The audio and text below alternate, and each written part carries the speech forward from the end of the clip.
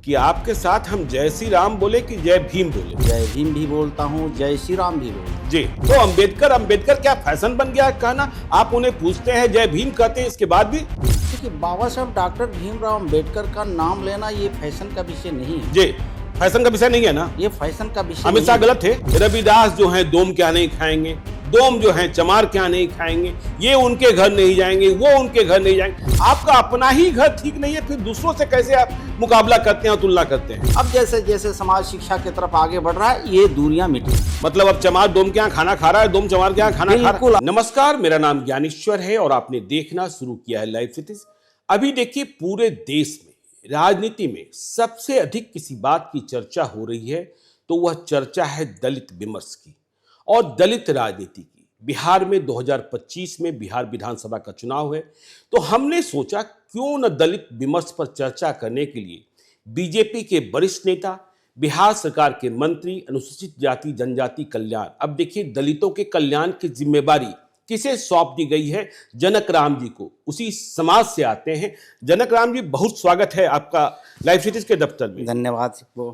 धन्यवाद तो आपने कर दिया, लेकिन हम आपसे बातचीत यहां से शुरू करना चाहते हैं कि आपके साथ हम जय श्री राम बोले कि जय भीम बोले, क्योंकि राहुल गांधी जो हैं आजकल जय भीम बोलकर पूरे देश में जय श्री राम जय भीम दोनों साथ बोलेंगे कि केवल जय भीम बोलेंगे? देखिए, बड़ी अच्छी आपने सवाल किया है। जी। हम आपके दर्शकों को नमस्कार भी करता हूँ, जय भीम भी बोलता हूँ, जय श्री राम भी बोलता हूँ। जी। आज जो ट्रेंड नए दल के नए राजनेताओं की ये चल पड़ी है, ये शायद पुराने दल वाले लोग नए विचारधारा पे चल रहे हैं। शायद कहीं ना कहीं दलितों को रिझाने का एक इनके अंदर एक नई सूझबूझ हुई जी। है। जब से दलितों में ये सूझबूझ आई है, बाबा साहब डॉक्टर भीमराव अंबेडकर 1956 में जी। दुनिया से चल बसते हैं। बाबा साहब अंबेडकर को जितना कांग्रेस पार्टी ने अपमान किया, जी। शायद आज उस बदनुमा दाग को धोने में कांग्रेस लगी हुई है। लेकिन पहले से और आज के डेट में अनुसूचित जाति पढ़ लिख करके अब मुख्यधारा में जुड़ चुके हैं। जी। वो अब जान रहे हैं कि अनुसूचित जाति में बाबा साहब डॉक्टर भीमराव अंबेडकर को, जो दुनिया के ख्याति पाने वाले को, कांग्रेस के लोगों ने कितना अपमान किया। आज वो अपमान को मिटाने के लिए शायद कहीं ना कहीं जय भीम का नाम दे करके वो दलितों को रिझाने का काम कर, मतलब जय भीम का नाम देकर के रिझाने का प्रयास चला। लेकिन आपने कहा कि राहुल गांधी या जो पुरानी पार्टियां हैं, और आपने यह भी कहा कि जो अब दलित हैं वह समझदार हो गए हैं और मुख्य धारा में हैं। लेकिन हमने पिछले दिनों लोकसभा में देखा था, आप भीमराव अंबेडकर का नाम ले रहे हैं कि अमित शाह ने कहा इस देश में फैशन बन गया है अंबेडकर अंबेडकर अंबेडकर, फिर भी आप कह रहे हैं कि भाई राहुल गांधी गलत है। तो अंबेडकर अंबेडकर क्या फैशन बन गया है कहना? आप उन्हें पूछते हैं, जय भीम कहते हैं, इसके बाद भी? देखिए, बाबा साहब डॉक्टर भीमराव अंबेडकर का नाम लेना ये फैशन का विषय नहीं है। जी, फैशन का विषय नहीं है ना? ये फैशन का विषय अमित शाह गलत थे। बाबा साहब अंबेडकर जी के नाम लेना आज सारी राजनीतिक पार्टियों का कहीं न कहीं मजबूरियां बन गई है। मजबूरी बन गई है। मजबूरी बन गई है। अच्छा। बाबा साहब डॉक्टर भीमराव अंबेडकर के अनुयायियों प्रदेश में, विधानसभा में, जिले में लाखों लाख तादाद में है। जी।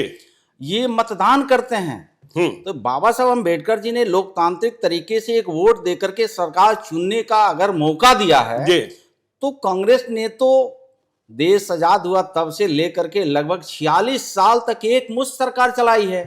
लेकिन ना बाबा साहब अंबेडकर को उन लोगों ने याद किया और ना बाबा साहब अंबेडकर के अनुयायियों की उन लोगों ने कोई योजना चलाई। लेकिन जब देश के गरीब का बेटा नरेंद्र मोदी जी 14 में सत्ता में आते हैं और देश के बाबा साहब अंबेडकर के ही नहीं, छत्रपति शाहू जी महाराज हो, गौतम बुद्ध जी हो, महात्मा गांधी जी हो, सरदार वल्लभ भाई पटेल जी हो, बाल गंगाधर तिलक, अबुल कलाम आजाद हो, तमाम महापुरुषों को, ऋषि मुनियों को जिस तरह से स्थापित करते हुए देश और प्रदेश की जनताओं को मुख्य धारा में जोड़ने का काम आपने महात्मा गांधी का नाम नहीं लिया? महात्मा गांधी का नाम लिया आपने? हाँ, लिया। महात्मा गांधी जी का नाम हमने लिया। अच्छा, नेहरू को छोड़ दिया आपने? पंडित जवाहरलाल नेहरू जी और बाबा साहब अंबेडकर जी, दो अलग अलग उनकी धाराएं थी।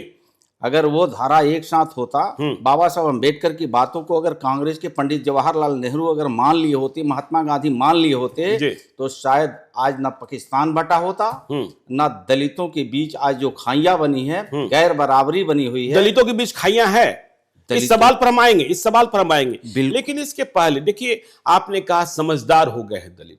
मैंने यह देखा है, जब आपको हम समझते हैं, पढ़ते हैं, कि जनक राम भी बहुत समझदार हो गए। जनक राम का नाम पहले जनक चमार हुआ करता था, लेकिन जनक चमार ने अपने को जनक राम के रूप में तब्दील कर दिया। क्या मजबूरी थी? दुनिया को आपसे परहेज था, आपको लिहाज था, आपको जनक चमार कहलाने में आपको लगता था कि यह बात ठीक नहीं है। क्यों जनक चमार को जनक राम बनना पड़ा? मेरा नाम जनक राम भी है और जनक चमार भी है। जनक चमार भी आज कहे जाने से आपको कोई परहेज नहीं होता? कोई मैं जनक चमार लिखता हूँ, पेपर में जनक चमार हूँ। कुछ लोगों को नाम लेने में असुविधाएं होती है, असुविधा को बचने के लिए उन लोगों ने जनक राम कह करके काम चला लेते हैं। लेकिन मैं सच कहता हूँ, जनक चमार हूँ, था और रहूंगा भी। जनक चमार थे, रहेंगे। देखिए, मुझे कई लोग कहते हैं, जब मैं जनक चमार आपको कह देता हूँ कि देखिए आप मुकदमा खा जाइएगा। नहीं, ये भाव पे प्रकट होता है जो अनुसूचित जाति जनजाति अत्याचार निवारण अपनी सरकार ने दिया है। तो जब गांव देहात में कुछ इस तरह से अपमानजनक बातें जो आती है, उस पर ये एक्ट लगता है। मुझे तो लगता है कि किसी जाति धर्म के लोग हैं और अनुसूचित जाति के मान्य उसमें अनुयायी हैं, तो जाति के नाम पर किसी को आपत्ति नहीं जताना चाहिए। हर जाति को अपनी जाति पे गर्व होना चाहिए। तो मुझे लगता है कि ये कोई चर्चा का विषय नहीं है। हर समाज के लोग, हर जाति के धर्म के लोग अपनी जाति और धर्म को बताने में गर्व महसूस कर। देखिए, आपने कहा वोट के अधिकार की बात की, अम्बेडकर की बात की। क्या आपको लगता है जो नया भारत है, जो वर्तमान भारत है, आज की तारीख में गांधी और पटेल के नाम पर वोट नहीं मिल रहा है, लेकिन अंबेडकर के नाम पर वोट मिल रहा है? इसलिए हर व्यक्ति को, चाहे आप पक्ष में हो चाहे विपक्ष में हो, और इसी कारण राहुल गांधी को जय भीम और संविधान की प्रति लेकर संविधान खतरे में है यह कहकर पूरे देश का भ्रमण करना पड़ रहा है। ये दुर्भाग्य है। श्री राहुल गांधी जी संसद भवन में चुने हुए सांसद हैं।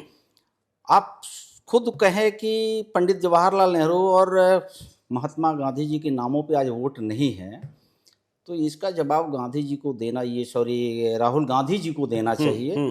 आज राहुल गांधी जी को खुद महात्मा गांधी जी के नाम पर, पंडित जवाहरलाल नेहरू के नाम पर वोट तो लेते रहे, सरकार में आते रहे, लेकिन जितने दिन सरकार में है, कहीं भी पंडित जवाहरलाल नेहरू के बताए रास्ते पर, महात्मा गांधी जी के रास्ते पर कांग्रेस ने चलने का काम ही नहीं किया। अम्बेडकर के रास्ते पर चले ना? बाबा साहब अम्बेडकर तो ये याद ही नहीं किए। जिनके नाम पर कांग्रेस आई ने सत्तासीन हुई, उनके ही नाम को इन लोग मटिया मीट कर दिया।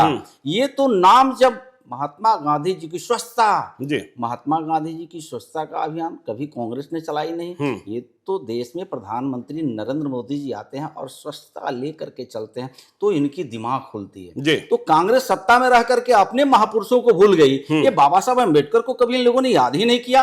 आज तो धन्य है देश के बाबा साहब डॉक्टर भीमराव अम्बेडकर को जितने ख्याति, पंच तीर्थ बना करके देश के नरेंद्र मोदी जी जहां इंग्लैंड में बाबा साहब पढ़े थे, उस जमीन को खरीद करके भारत सरकार ने वहां महल बना दिया, बच्चों को पढ़ने के लिए व्यवस्था कर दिया। वही देश बाबा साहब अम्बेडकर को जहां भारत में पढ़ने लिखने का अवसर मिला, जहां अंतिम सांसें लिए थे, वहां भी बाबा साहब अम्बेडकर को भव्य इमारत तैयार भारतीय जनता पार्टी नरेंद्र मोदी जी के नेतृत्व में किया जा रहा है। तो कहीं ना कहीं देश में जो खोई हुई जो विरासत था, उसको नरेंद्र मोदी जी ने जीवंत किया। जब जीवंत किया तो दलितों में एक ताजगी आई, एक भरोसा आया। उस भरोसा को जीतने के लिए राहुल गांधी जी ने इस तरह का स्टंट खेला। लेकिन देश के और प्रदेश के दलित यह बात को भली भांति जानते हैं कि राजनीतिक हथकंडा राहुल गांधी जी कर रहे हैं। ये दलितों को विकास की बात नहीं करते, दलितों के विकास की बात नहीं करें। देखिए, अभी आपने कहा कि दलितों के भीतर भेद की बात कर रहे थे। सुप्रीम कोर्ट ने पिछले दिनों एक आदेश दिया और कहा कि इसे कार्यान्वित किया जाना चाहिए, और हरियाणा में बीजेपी की सरकार ने इसे कार्यान्वित भी किया है। आरक्षण के भीतर आरक्षण, मतलब जो अधिक वंचित है उसे आरक्षण का लाभ अधिक मिले। क्या आप इस बात के पक्षधर हैं? चिराग पासवान इसके खिलाफ कर रहे हैं, इसके खिलाफ हैं, और जीतन राम मांझी इसके पक्ष में खड़े हैं। इस पर बहुत लंबी चर्चा की जरूरत है। अभी भी बिहार में या देश में दलित आत्मनिर्भर नहीं है। ये बैसाखी की उनकी जरूरत है। शायद आज भी मजबूत कितना भी व्यक्ति हो, हम तब मानेंगे जब श्री जीतनराम मांझी जी हों या चिराग पासवान जी हों, सम्मान सीट से लड़ करके और चुनाव जीत करके विधानसभा लोकसभा में जाते हैं, तो शायद उस पर ये बहस का विषय बनता है कि लेकिन आज भी कहीं ना कहीं दलित समाज को रिजर्वेशन सीट पे, वो असेंबली का चुनाव हो या पार्लियामेंट के चुनाव हो, उन्हीं पे आश्रित रहना होता है। तो शायद इस पर अभी ये बहस का विषय नहीं। ठीक है, बहस का विषय नहीं, लेकिन आप मानते हैं कि दलित आरक्षण का फायदा भी दलितों में कुछ जातियों को ही अधिक प्राप्त हुआ है और विशेष जातियां, अधिक जातियां जो हैं अब भी आरक्षण से दूर है या उनके लाभ से लाभान्वित नहीं हुई है? ये बिल्कुल ये मानता हूँ, इस बात से मैं सहमत हूँ।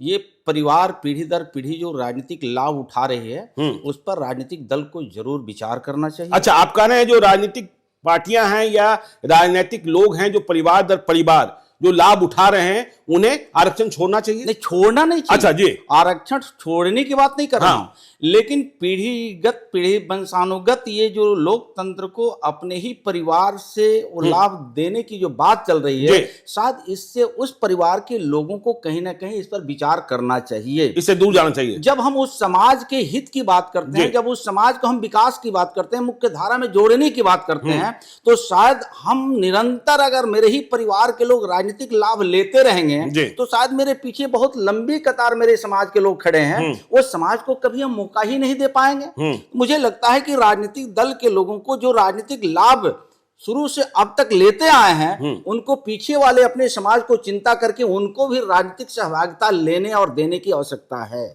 है। देखिए, अभी आपने कहा कि देखिए आवश्यकता है।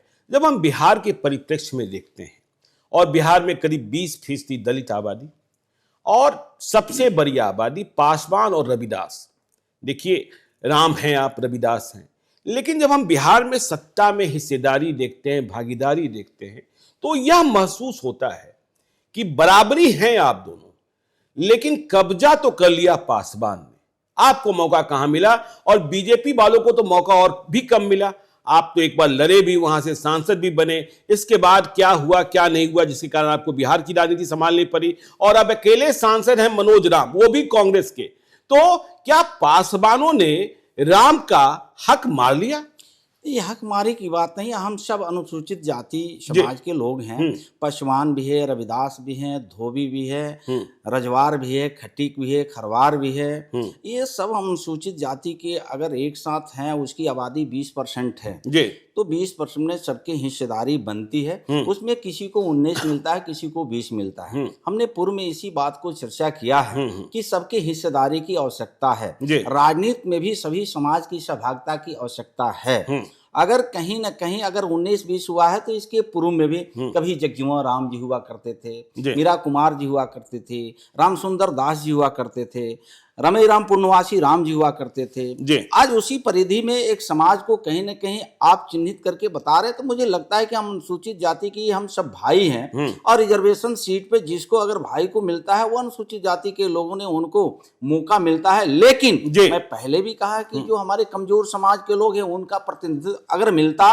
तो समाज को और काफी फायदा होता, वो समाज के लोग आगे बढ़ करके राजनीतिक हिस्सेदारी भी लेते। मतलब आप मानते हैं कि पासवान के मुकाबले प्रगति में और लाभ प्राप्त करने में राम पिछड़ गए हैं, कारण चाहे जो हो, उनके तक सरकारी सुविधाएं नहीं पहुंची, लाभ नहीं मिला, या वहां शिक्षण व्यवस्था कमजोर रही, या मानते हैं ना कि पासवान की तुलना में राम पिछड़ गए?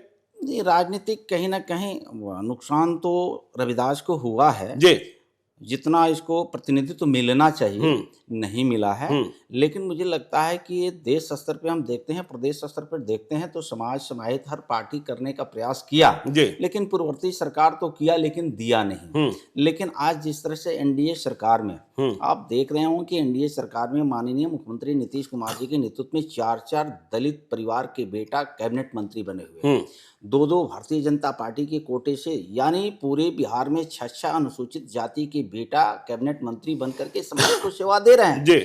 तो मुझे लगता है कि ये जाति आधारित व्यवस्था नहीं है, समाज के अनुसूचित जाति के कोटे से जिस भाई को अवसर मिला है, वो समाज को प्रतिनिधित्व पूरा कर रहा है। नहीं, ठीक है, आपने कहा प्रतिनिधित्व पूरा कर रहा है, और आपने भी कहा कि देखिए हम सभी दलित भाई भाई हैं।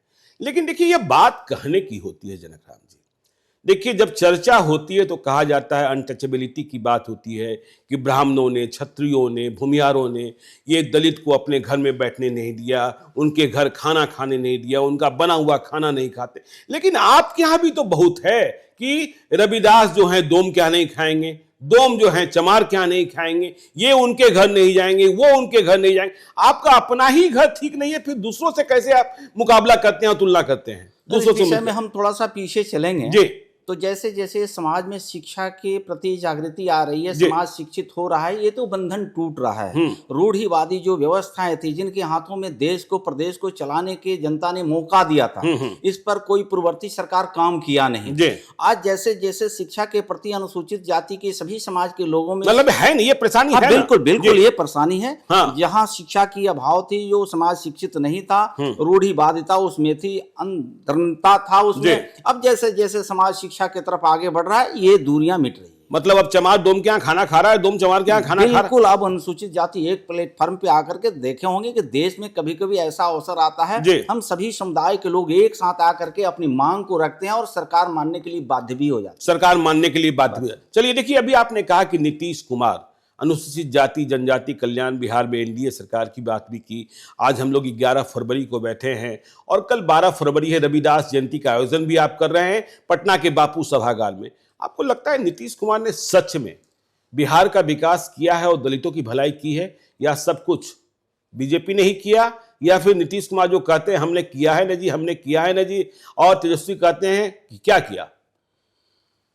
मैं हृदय से आपको अभिनंदन करता हूं, आपने बहुत अच्छा सवाल किया है। मैं खास करके अनुसूचित जाति वर्ग से आता हूं जी।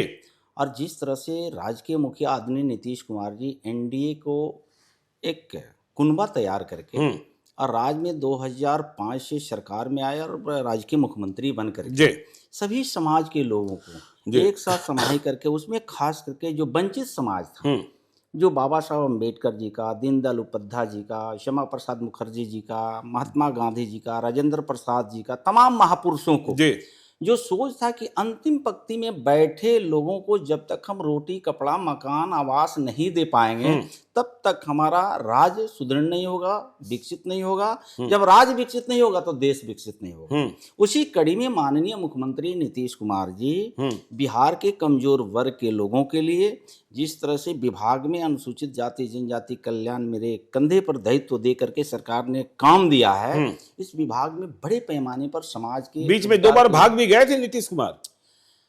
देखिए, माननीय मुख्यमंत्री जी राज्य के मुख्यमंत्री हैं, जनता के चुने हुए मुख्यमंत्री हैं।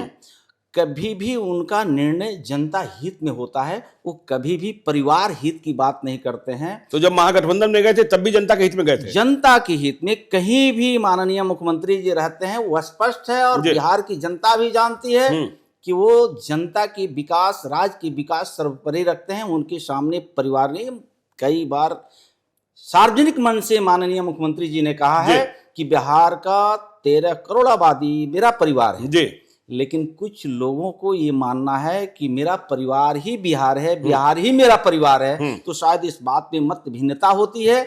लेकिन राज्य का मुख्यमंत्री जिस तरह से हमने कुछ महापुरुषों को नाम लिया, उस महापुरुषों को श्रेणी में मानते हुए नीतीश कुमार जी एक मनीषी के रूप में राज्य के विकास के हित में काम करते हैं। नहीं, काम करते हैं। क्या नीतीश कुमार की सेहत अब ठीक है? आप तो मिलते रहते हैं। बिल्कुल ठीक है, बिल्कुल फिट है, बिल्कुल फिट है। और आज की सेवा फिजिकल और मेंटल दोनों बिल्कुल ठीक है। मुझे लगता है कि कुछ लोगों ने इस तरह से बात कह करके राज्य के मुखिया को, राज्य के चुनी हुई सरकार को बदनाम करने का एक साजिश और षड्यंत्र चलती है।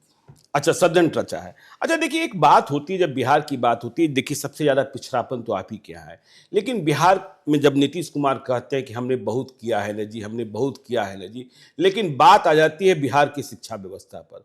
और देखिए, पिछले दिनों मैं इसका पता कर रहा था कि बिहार के कोई मंत्री हैं, कोई संतरी हैं, कोई तंत्री हैं जो अपने बच्चे को सरकारी स्कूल में पढ़ाते हैं। आप भी पढ़ा रहे हैं, कहीं बाहर ही पढ़ा रहे होंगे? देखिए, मैं तो गर्व महसूस करता हूं। मैं एक अनुसूचित जाति वर्ग में आने के साथ साथ 14 से 19 तक सांसद भी रहा। जी बिल्कुल। मैं खुद अपनी बेटा और बेटी को सांसद कोटे से केंद्रीय विद्यालय में दाखिला दिलाया। मोदी जी के स्कूल में पढ़ा रहे हैं, नीतीश जी के स्कूल में नहीं? वो सेंट्रल स्कूल है। लेकिन जब बिहार में कि बिहार से बाहर? नहीं, बिहार में। अच्छा, बिहार में। हाँ, लेकिन संयोग आज है कि अनुसूचित जाति जनजाति कल्याण विभाग ही मैं देख रहा हूँ, तो मुझे खुशी और गर्व भी हो रहा है कि आपके चैनल के माध्यम से मैं अपने समाज को ये बता सकूं कि हर राज्य में जो पूर्ववर्ती सरकार थी, कभी भी अनुसूचित जाति जनजाति के लिए कोई स्पेशली स्कूल खोल करके उनके बच्चों कैसे शिक्षित हो, उसके लिए उन्होंने कोई अभियान नहीं चलाया। हम धन्यवाद दे देना चाहते हैं राज्य के मुखिया आदरणीय नीतीश कुमार जी को कि अनुसूचित जाति जनजाति के कल्याण हेतु उनके बच्चे और बच्चियां कैसे शिक्षित बने। 91 स्कूल पहले थे, स्कूल पूरे बिहार में चल रहा है और लगभग 18 विद्यालय अभी प्रस्तावित हो चुका है, नए विद्यालय के लिए। वो मानदंड था ना कि जिस ब्लॉक में 50,000 दलितों की आबादी होगी वहीं दलित स्कूल खुलेंगे, आपने उसमें परिवर्तन कराया क्या? बिल्कुल बिल्कुल, उसमें 50,000 जिस प्रखंड में पॉपुलेशन अनुसूचित जाति का था वो हमने मानव को पूरा कर लिया है।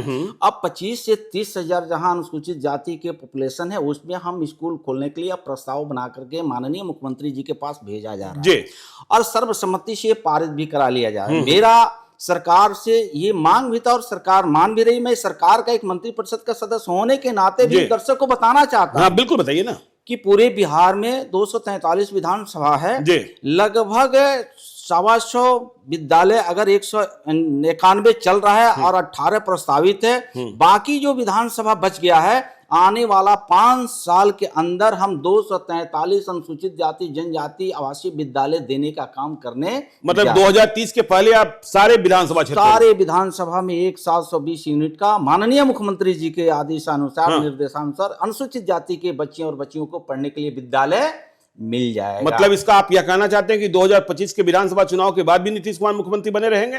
राज्य की जनता का ये आशीर्वाद है। अच्छा। और इस स्थिति में बिहार था कि एक तरफ डर भय लाठी गुंडा गोली के डर था, एक तरफ सुशासन का सम्मान था। तो सुशासन में बिहार की जनता ने खुश नजर आती है। जब जब चुनाव आता है तो राज्य के दलित हो, पिछड़ा हो, अकलियत हो, सर्व समाज के लोग हो, मुख्यमंत्री नीतीश कुमार जी में एनडीए में आस्था और विश्वास जता करके सरकार उधर नहीं, मुख्यमंत्री जी के नेतृत्व में ही वो अमन चैन की जिंदगी जनता जानती है। 2025 में भाजपा का मुख्यमंत्री नहीं होगा, नीतीश कुमार ही मुख्यमंत्री होंगे। एनडीए के हमारे नेता नेतृत्व बिहार में नीतीश कुमार करेंगे। कोई महाराष्ट्र और कहीं कोई पट नहीं है, हमारे नेता थे, हैं और भविष्य में रहेंगे। सुना आपने छात्रावासों के लिए भी कुछ किया है कि भाई लड़कियों के लिए छात्रावास नहीं था, केवल लड़कों के लिए था, फिर लड़कियों के छात्रावास के लिए भी कुछ काम कर रहे हैं आप? जी बिल्कुल बिहार प्रदेश में अनुसूचित जाति के कॉलेज में पढ़ने वाले छात्रों के लिए पूरे 38 जिले में छात्रावास का निर्माण हो चुका था। कहीं 100 आसन का है, कहीं 150 आसन का है। जहां 100 आसन का था उसको हम लोगों ने 200 आसन में परिवर्तित किया है। जहां 50 आसन का था उसको हमने 100 आसन में किया है। उसी कड़ी में राज्य की एक सोच है, महिलाओं को कैसे हिस्सेदारी आगे बढ़े, महिला समाज के, वो किसी भी समाज का महिला बच्ची क्यों ना हो, वो आगे बढ़े और पढ़े। उसके लिए अनुसूचित जाति के लिए स्पेशली 38 जिले में सावित्रीबाई फूले छात्रावास 100 आसन का ये 10/1 को माननीय मुख्यमंत्री नीतीश कुमार जी के कैबिनेट ने पारित किया। ये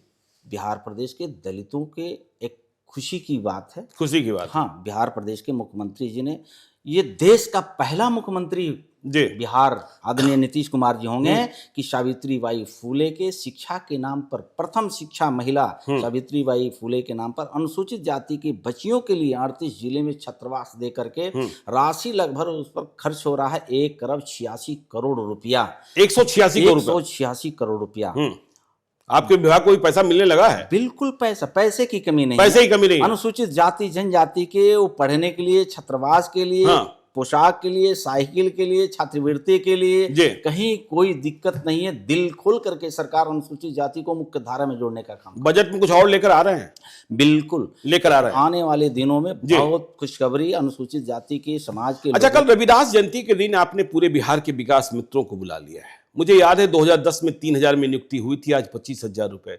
विकास मित्रों को क्या सौगात देने जा रहे हैं, क्योंकि यहाँ आपके ही समाज से आते हैं और उनके कंधों पर बड़ी जिम्मेदारी है कि जो केंद्र सरकार की योजनाएं हैं, राज्य सरकार की योजनाएं हैं, वैसे मद्यपान रोकना, मद्य निषेध है। अब बिहार में दारू तो बिखी रहा है, आप ही जानते हैं। आप ही के जिले में सबसे ज्यादा जहरीली शराब कांड हो जाता है, और गोपालगंज में कहाँ नहीं मिलता है, सिवान में कहाँ नहीं मिलता है, ये आपको पता है।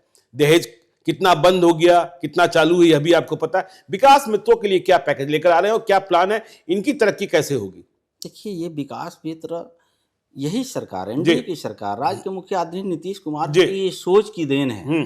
विकास मित्रों को माननीय मुख्यमंत्री जी मानस पुत्र कहते हैं। मानस पुत्र कहते हैं। मानस पुत्र कहते हैं। जो विकास मित्र है, महिला है, वो उसको मानस पुत्री कहते हैं। जी।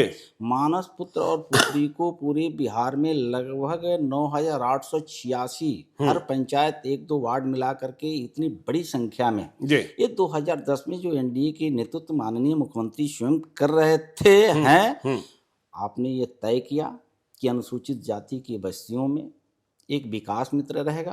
राज्य के चलाए जा रही योजनाओं को उनके घरों तक कैसे प्रचार प्रसार होगा, उनमें कैसे अंध जो भक्त लोग थे, अंधविश्वास में डूबे हुए थे, बच्चे स्कूल में नहीं जा रहे थे, उनको उस काली घाटी से निकाल करके स्कूल की तरफ भेजने का ये सरकार, उसका दायित्व विकास मित्रों को दिया गया। बिल्कुल।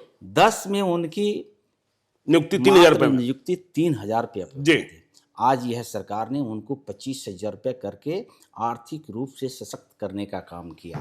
आपके जिले गोपालगंज और सिवान में सबसे ज्यादा जहरीली शराब कांड होता है, क्या कारण है कि नहीं रोक पाती है पुलिस? सरकार इतना मजबूत है, संकल्प है, लेकिन ये माफिया हैं जो मानते ही नहीं है।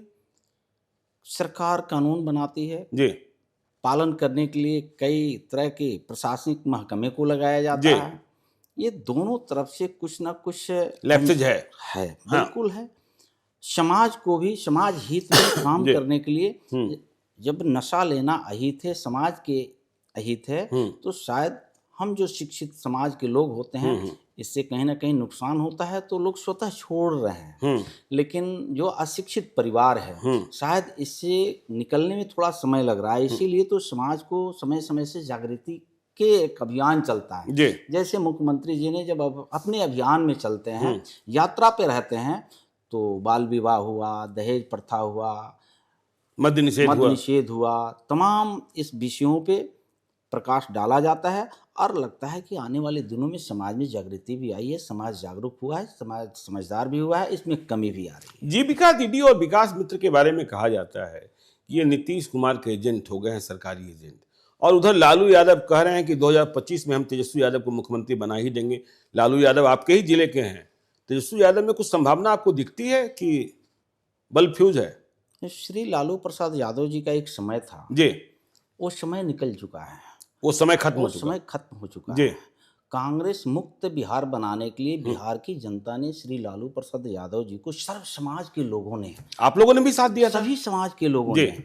जब लालू प्रसाद यादव जी सत्ता में आए थे, तो श्रमण समाज हो, अगड़ा समाज हो, दलित समाज हो, अकलियत समाज हो, सभी समाज के लोगों ने कांग्रेस को सत्ता से हटाने के लिए श्री लालू प्रसाद यादव जी को सत्तासीन किया गया था।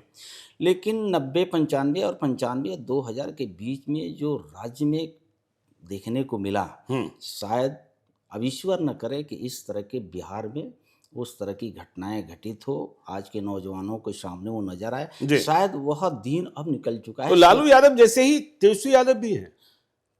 श्री लालू प्रसाद यादव जी के पुत्र हैं श्री तेजस्वी यादव जी। हर पिता को इच्छा होता है कि जीते जी हमारा पुत्र कुछ अच्छा कर जाए, अच्छा कर जाए ना, अच्छा कर जाए। पिता का ये स्वभाव होता है, लेकिन यह राजतंत्र नहीं है, लोकतंत्र है, ये लोकतंत्र है। शायद श्री लालू प्रसाद यादव जी ये लोकतंत्र को राजतंत्र समझ बैठे हैं कि जब वो जेल जा रहे थे तो श्रीमती राबड़ी जी को मुख्यमंत्री बना दिए थे, रसोई से उठाकर। अब वो दिन नहीं है, ये राजतंत्र नहीं है कि पिताजी गए तो माताजी आ गई और माताजी जा रही हैं तो पुत्री जी आ जाएंगे। अब जनता का जनादेश लेना पड़ता है, और जब जब श्री तेजस्वी यादव जी जनता के जनादेश लेने जाते हैं तो शायद उनके ऊपर एक कलंक का टीका लगा हुआ है, माता पिता की शासन, माता पिता बैगेज बहुत बड़ा है। बहुत जनता जैसे याद करती है श्री लालू प्रसाद और श्रीमती राबड़ी जी के शासन को, तो जनता कहती है कि हे भगवान, इस सरकार से बचाइए।